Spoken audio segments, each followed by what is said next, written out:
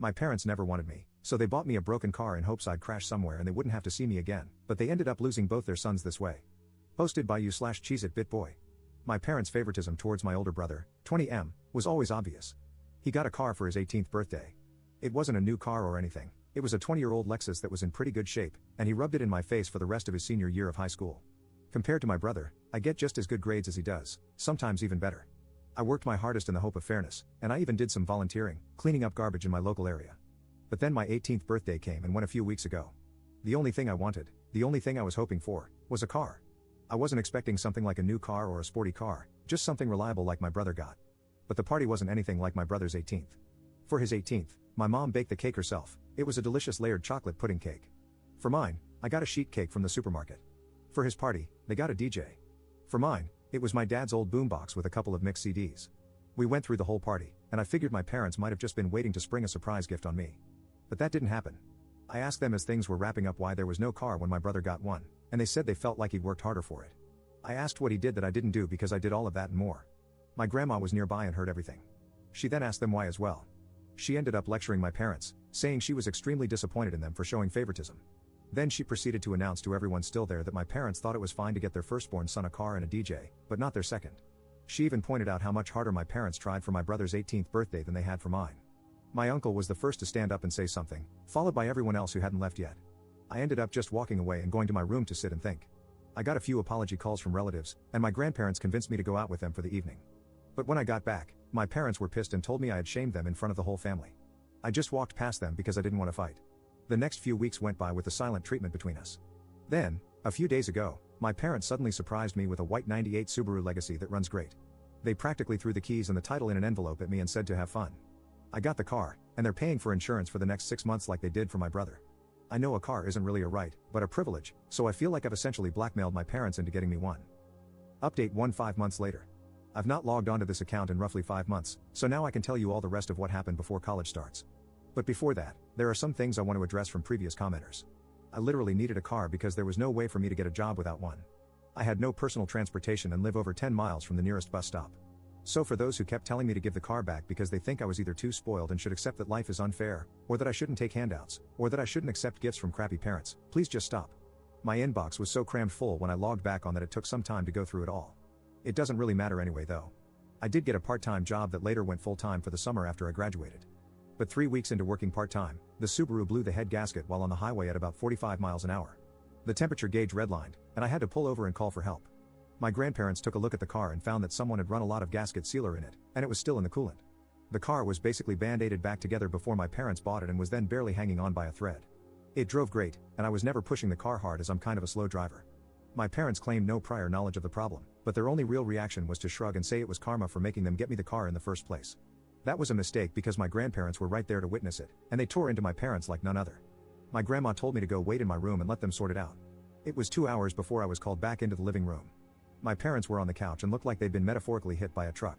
My uncle and 2 other relatives were there now too. My grandparents had gotten it out of them that when they bought the car, they just looked for the cheapest thing they could find close to the area that still ran and bought it, no questions asked.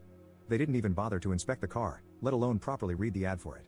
My uncle, who knows a thing or two about cars, told me that the engine would basically need to be rebuilt because the head gasket warped the block, and it would cost more than the car is worth to fix it. I had to call into work and tell them I was unable to make it in because my car was fried. They understood and basically put me on a sort of unpaid leave for the moment. Now, I want to point out that I had no involvement in what happened next. My grandparents just told me to chill for a while and let them and my parents take care of this, and they did. A few days later, they came back with a 1999 Honda Civic hatchback with 180,000 miles on it. It was white like my Subaru and drives great. It's not all-wheel drive like the Subaru, but it's great on the road and gets better gas mileage. There was also a list of all recent repairs done to the car, including things like a new radiator. My uncle also went over the car before giving it the okay, and I thanked everyone profusely. My parents, though, were not happy for me at all. They said very little and just walked away. There wasn't even that vibe they had last time of acting like they were giving a new toy to a brat. If I could put it into words, the way they acted was just pure defeat. The Subaru got resold later for $400, as that was the best we could get for it with the blown head gasket. That money was put into my savings. That's only one half of what happened, though. You see, when I said I did better in school than my brother, I wasn't kidding. My brother got a 30% scholarship after he finished high school, while I got a 50% scholarship. Not at the same college, of course, but at one comparably good that was also closer.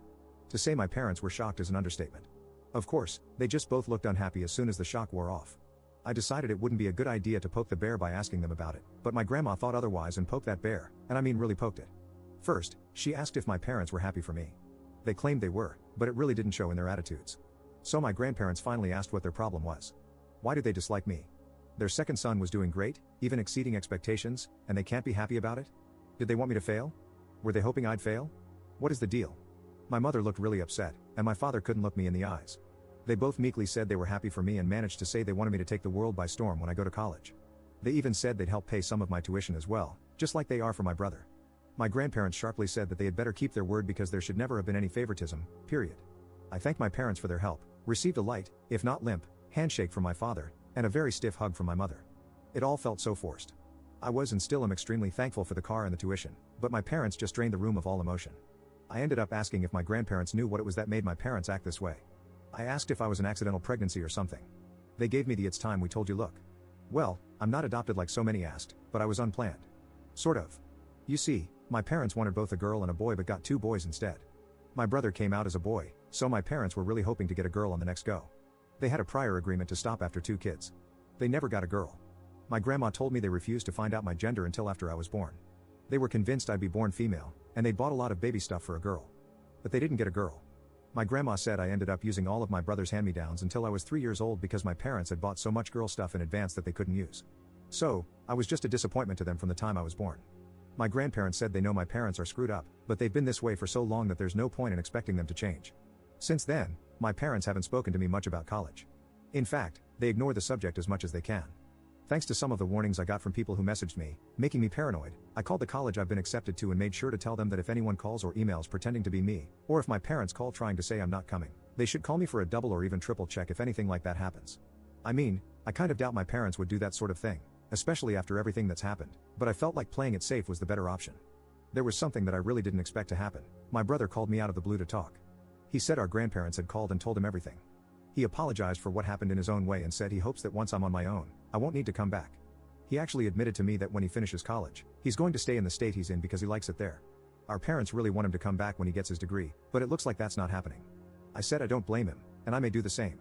The rest of the conversation was a bit awkward because we aren't really used to speaking to each other much anymore.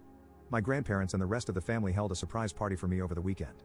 They made it almost like a repeat of my brother's 18th birthday, with a DJ and a big chocolate cake my grandma made. I couldn't thank them all enough. My parents attended the party, but they were like wallflowers the entire time. They didn't say or do much, just stayed sitting at a far table in the corner and drank quietly. The look of defeat they had was even greater now. I think the party wasn't just to congratulate me, but also to rub it in my parents' faces that they should have done better. The rest of the family has made their disappointment in them clear.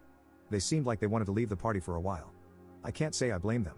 They were being humiliated into staying where they were. My grandma said, "You're never too old to be taught a lesson in humility." As for my personal life, my part-time job went full-time after high school, and I've been working hard to build my savings before I leave for college. I made minimum wage, but a job is a job, and I want to leave it with my best effort put in before my 2 weeks notice is up. I doubt I'm going to be coming back here to make another update, so thanks for reading. Update 2 years later. I've been away for 2 years, and I kinda expected I'd be back to post one last time in 2024, because my brother went for a 4-year bachelor's degree, much like I currently am. For those who remember my previous posts, I'm the guy whose parents were verbally backhanded by the family for showing blatant favoritism toward my older brother, and I later found out from my grandma that the reason I was treated differently was because my parents had wanted their second child to be a girl. My grandma ended up admitting even more to me later, after I left for college. Before I was born, my parents were so convinced that I'd be a girl that they bought a bunch of girl stuff without even checking my gender through ultrasound. About a year ago, my grandma told me that my mother had tried to raise me as a girl for the first 6 months of my life. She was putting me in girls' clothes and calling me by a different name, and my father enabled it all. I know it's true because my grandma showed me old family photos of me with my brother when I was an infant, and I was wearing pink in all of them. There was even a visible name tag in some of the photos with the name my parents wanted for a girl. But once word got out, my parents stopped dressing me as a girl. My grandparents told my mother that trying to raise me as something I wasn't, without giving me a choice, was wrong.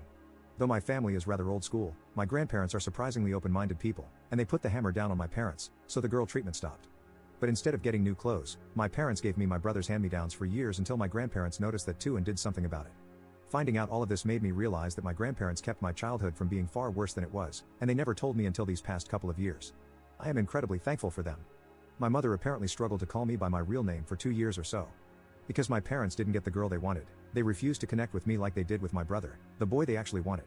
When my grandparents heard I wasn't getting anything new like my brother was, they threatened to petition for guardianship of me. They had evidence of the various things I described too. My parents couldn't stand for anything that could become a public scandal, so they stopped with the hand-me-downs and pretended to love me for a while. But as I got older, it degenerated into indifference, and maybe even into hate. I'm not sure. Hate means you still care in some way, but indifference is the actual opposite of love. I just know my parents couldn't accept that their favorite son wasn't the best at everything compared to their unwanted son. Since I moved out, they've barely interacted with the family. They threw themselves into work, partly because the rest of the family forced them to contribute to my college, like they did for my brother.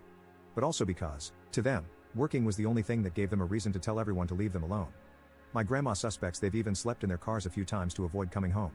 I only saw my parents at Christmas at my uncle's house for the past couple of years, and they barely even spoke to me.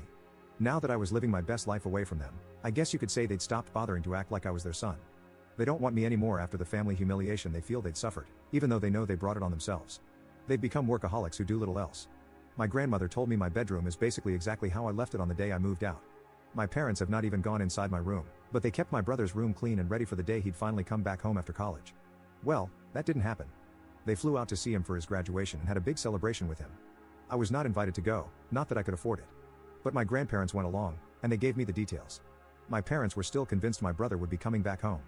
That's when he awkwardly told them he had already secured a job through an internship he'd done the past year and had found an apartment of his own too. My father became furious, and my mother lost her mind crying and begging him to come home. But he refused. You see, these past 2 years, my brother and I have reconnected a bit. He found my Reddit account and called me. He wasn't angry, just wanted to talk. He admitted to me that our parents put him through a lot as well. Our mother absolutely smothered him, especially when I wasn't around, and our father was quite strict with his expectations. The fact that I did better than my brother when our parents had invested everything into him just broke them. Now they're extra broken because my brother refused to come home with them. The way our parents treated my brother is also the reason we stopped connecting as siblings until these past couple of years. He did bully me at times when we were growing up, but that's because being the favorite went to his head. However, it was favoritism with strings attached, and when he realized that, he got counseling after moving out. My brother also has a girlfriend he met while in college, and he kept her a secret because he knew our parents wouldn't approve. When they eventually found out, they didn't approve, and my mother even referred to his girlfriend, whom she hadn't even met, as a SLT. My brother blew up at them over that. His girlfriend is in nursing school and a year from graduation herself. My brother says she's the best. I've never met her, but she sounds wonderful from how he's described her. My grandma told me my mother went so far as to hire a private investigator to find out who my brother's girlfriend was. She was irritated to learn that the girlfriend was squeaky clean and from a good family on the same side politically too. In her mind, the girlfriend was the reason my brother wasn't coming back, even though he made it clear he decided that before even meeting her. My father had become stoically silent about it, from what I heard. However, my mother let it slip to my brother that she'd hired a detective, and my brother gave our parents a piece of his mind. This led to a whole argument about how they gave him everything and how he was ungrateful for not coming back. But he called them out, saying that being the favored child is abuse too because they nearly made him like them. Hearing that broke my parents. My brother told our grandparents, and they staged another family intervention, one I was even involved in through a video call. My parents tried to ignore me, but even my brother told them to talk to me. We all told them enough was enough. They have 2 sons, and they needed to start treating us fairly. They had let something as idiotic as not being born the gender they wanted ruin their love for me from day one. Pardon my language on this next part. My father hit his breaking point and yelled, "You want us to admit we effed up?" Well yeah, we did. What do you want us to effing do? Effing time travel? We're paying for part of his effing college too. What more does he effing want from us? Things ended very poorly in that intervention. My mother cried and said she was sorry to me, but I still didn't feel her heart was in it. She didn't spend much time apologizing to me at all before moving on to my brother through the phone he was video calling from. She spent a long time crying and apologizing to him until he told her to go back and actually apologize to me like she meant it. That's when my father grabbed the phone and shut it off. Then he just sat down and told everyone to leave. The last thing my grandparents said to my parents was that they were so disappointed in them, and that maybe losing both sons would show them they should never have favored one. Right now, my parents are not on speaking terms with the rest of the family. My grandma heard a rumor they might be planning to move, but they have a paid-off country house and great careers. I feel like they'd be fools to move, but since my brother isn't going back and I'm likely not either, I suppose it's not really an issue. I kind of doubt they'd welcome me if I came to visit after all the crap that went down. I am still thankful to them for helping pay for my college. My student loans were significantly reduced, thanks to them. But as parents, I think we can all agree they just didn't do a good job.